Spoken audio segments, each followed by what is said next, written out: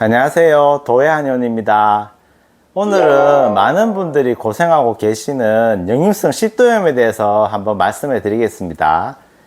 통계적으로 우리나라 국민들의 10%가 앓고 있다고 나와 있습니다.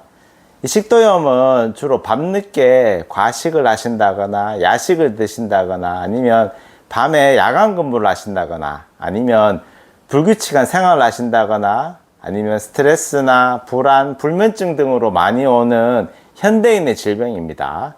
옛날에 잘 못 먹고 살 때는 많이 없었던 병입니다. 주로 저희 한의원에는 식도염 이 단독 질환보다는 화병의 부수 증상을 가지고 내원하신 분들이 많습니다. 먼저 이 역류성 식도염에 대한 용어 정의가 좀 필요한데요. 그 위장에서 나오는 위산이 위쪽에 식도로 역류해서 생기는 식도염증을 말하는 겁니다. 참고로 이 위산은 그 폐하가 2 이하의 아주 강산성의 염산이라는 걸 아셔야 됩니다. 그 다음으로 먼저 간단하게 이 위장과 식도의 구조에 대해서 한번 알아보겠습니다. 이 식도염에서 가장 중요한 것은 이 식도 아래쪽에 있는 하부 관략근 분문이라고 하는데요. 이게 중요한데 요거 이제 식도와 위장을 연결하는 밸브라고 생각하시면 됩니다. 요게 제일 중요하고요. 요것만 아시면 돼요. 참고로 위장과 밑에 소장을 연결하는 밸브는 그 유문이라고 합니다. 그리고 이 위장은 염산인 위산으로부터 보호하기 위해서 여러 장치의 보호막이 있고요. 그런데 이 식도는 안타깝게도 그냥 음식을 먹어서 음식을 지나가는 통로밖에 안 됩니다. 그래서 애초에 사람은 그런 식도에는 염산으로부터 보호할 수 있는 보호장치가 전혀 없다는 것만 기억하시면 됩니다. 그래서 식도염은 구조적으로 이 위염과 매우 밀접한 관련이 있고요. 위염의 연장선에 있는 질환이라고 보시면 돼요. 그 위염은 따로 나중에 영상을 하나 만들도록 하겠습니다.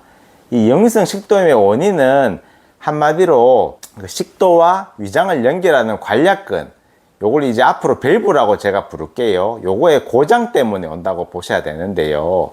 보통 우리가 식사를 하게 되면 이 밸브가 딱 밀폐되어 가지고 위장의 염산이 이 위산이 위쪽으로 식도로 올라가게 안 되게 돼 있습니다. 근데 어떤 원인 때문에 이 밸브가 밀폐가 안 돼 가지고요 고장이 난 겁니다.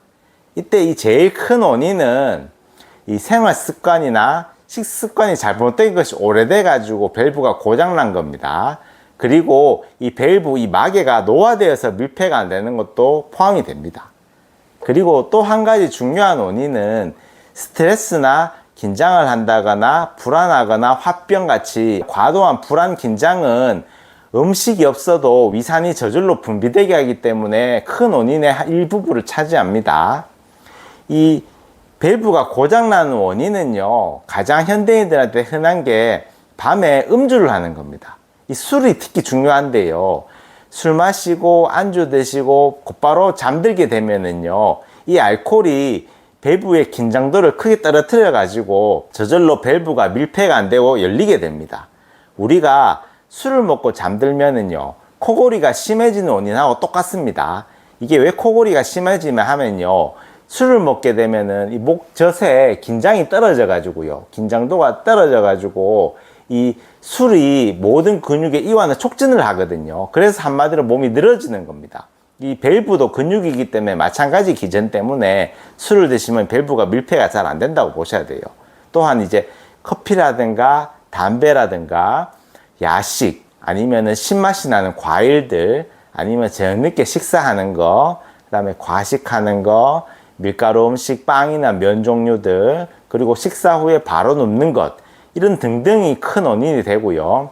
또한 아까 말씀드린 대로 과도한 스트레스와 불면증 아니면 생각이 너무 많다거나 긴장, 불안으로 인해 가지고 이 위산이 분비돼 가지고 이 밸브가 고장이 나는 겁니다.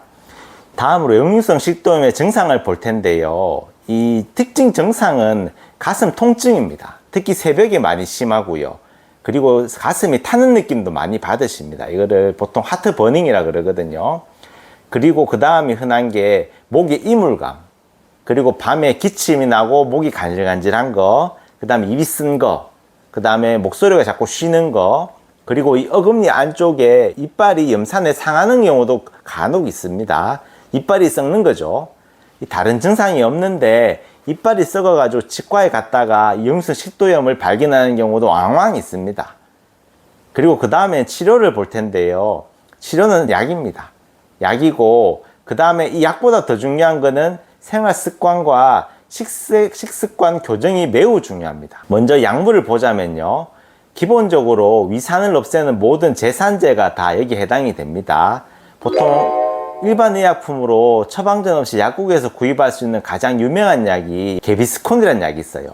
TV 광고에 많이 나왔었는데 이 소방수가 물을 뿌려가지고 불을 끄는 광고가 있었거든요. 요게 제일 유명한데요. 요 개비스콘의 성분이 알긴산 나트륨이라는 겁니다. 요게 회사가 옥시에서 나오는데요. 여러분 아시다시피 기억하실지 모르겠지만 이 옥시는 몇 년 전에 가습기 살균제 사망 사건의 주범이거든요.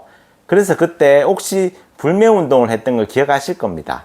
그래서 약국도 이게 동참하는 바람에 보통 다른 약국에서 이 옥시에서 만든 이런 개비스콘을 구하기가 매우 힘듭니다. 그러나 이제 카피약은 약국에 굉장히 많습니다. 그거 사시면 되고요. 제가 그 대한약전 홈페이지에서 이 같은 성분을 가진 다른 카피약들을 모아서 정리를 해놨으니까 이런 거 사시면 됩니다. 어차피 성분은 똑같아요. 그 다음에 흔한 약이 환자분들 겔포스를 많이 드시는데요. 이 겔포스는 사실 식도염보다는 위염약으로 쓰는 게 좀 낫습니다. 요거는 이제 위산 억제라든가 위벽 보호 기능이 조금 있습니다. 근데 이 개비스콘도 그렇고 이런 겔포스도 마찬가지인데요. 이런 제산제 약들의 주의점이 있습니다. 이게 뭐냐 하면 이런 약들은 근본 치료의 제가 아니고요. 증상 완화제에 불과합니다. 그래서 식습관이나 생활습관 교정 없이는 별 의미가 없다는 걸 아셔야 되고요. 그 다음 중요한 게 이런 약들을 장복하게 되면은요. 증상만 없애다가 위암 같은 큰 병을 놓칠 수가 있습니다. 그래서 약 드셔도 안 낫고 2주 이상 계속 지속이 되면은 반드시 병원 가셔가지고 검사를 꼭 받아보시길 권합니다.